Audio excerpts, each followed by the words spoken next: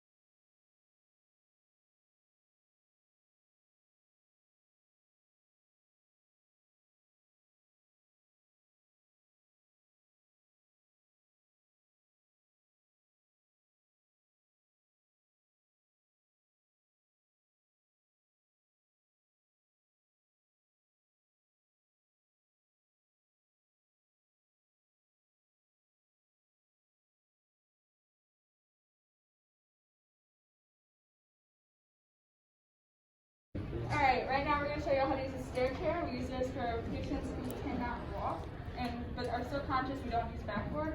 So we have Andrew as our patient, and then Gavin and Caden are going to show you how it's done. Alright, so first we're going to start over the thighs. Excuse me, sir. Excuse me, guys, too. Thank you.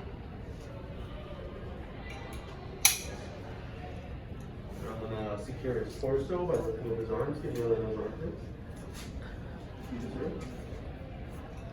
We want it as tight as possible so he doesn't fall off his chair. Yep. And then if he's awake and conscious, we'll have him hold the straps. Can you hold the straps, sir? Yep. Thank you. Keep him arm away. Alright. So we put him straight in the back. On your count. Alright, ready? 1, 2, 3.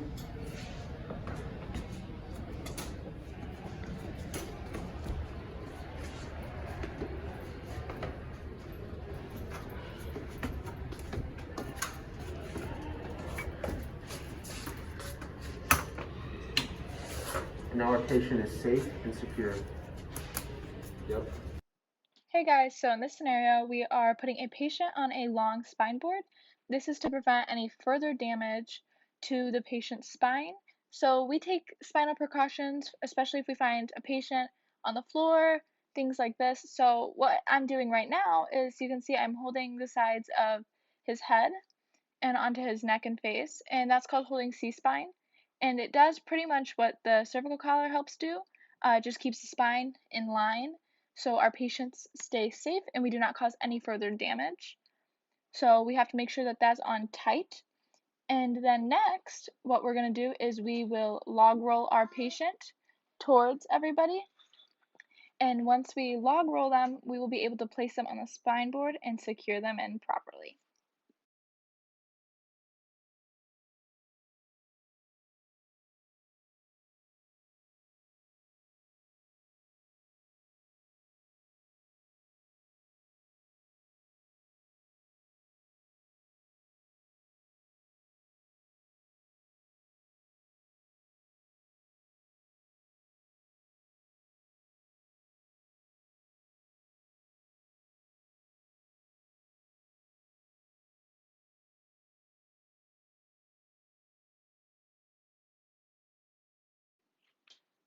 So another thing we have to remember when placing a patient on a long spine board is that everything moves on the head's count. So you can't really hear in the video, but when the boys go to move our patient down, everything goes based off me, because I am at the head. So you want to make sure whoever is holding the head, holding C-spine, that they always call it. Another thing is you have to make sure that you secure the arms to the spine board at the end, just because if your patient is unconscious or they go unconscious, their arms could slide off, they could fall, not necessarily fall, but their arms could fall off the board, and it's just a safety measure that we always have to take.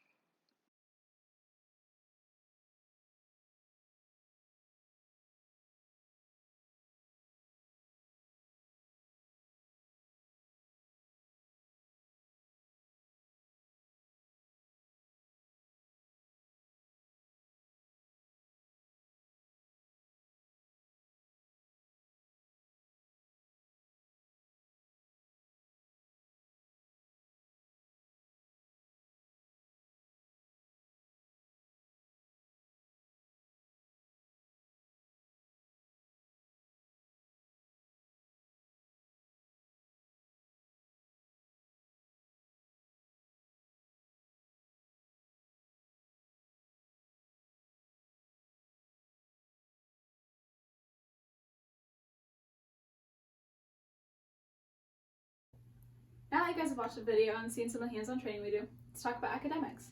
As I'm sure you guys know, grades and attendance are very important in this class. It is crucial to take class seriously, be on time, be ready to learn, and to keep an open mind because lives are in your hands. In this class, you will have real-life experiences by doing clinicals at St. Mary's Emergency Department and at various fire departments. With that being said, respect is a very important aspect to this field. You'll be working closely with people like doctors, nurses, EMTs, and paramedics. They truly want the best for you and they are trying to help you learn and excel in your career. Being in the emergency room or on an ambulance, there will be physical labor involved. You may have to do things like carrying patients up and down flights of stairs while they're on a backboard. In the 2021-2022 school year, this will begin to be a senior-only class. At the end of the school year, you may be eligible to take something called the National Registry. This test determines whether or not you can become a licensed EMT. In this test, half of it is a written portion and the other half is a hands-on portion. To even qualify to take this test, you have to have at least a B in all 4 quarters. You have to have a certain amount of clinical hours completed. You have to do an online work portion, and you have to have your teacher sign off on it. The advice I would give to fellow students thinking of taking this class in the future is to be prepared for chaos, don't be scared of blood or needles because you're going to see a lot of it, and last but not least, study daily.